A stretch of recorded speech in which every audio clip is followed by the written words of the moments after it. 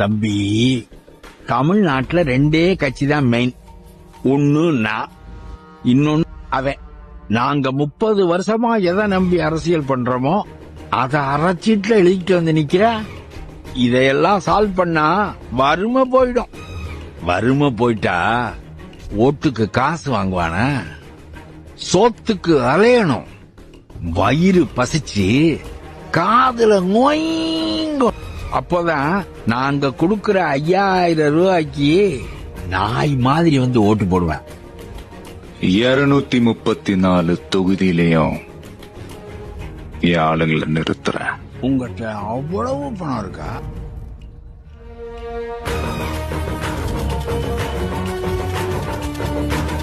கேக்குதா சத்தம்?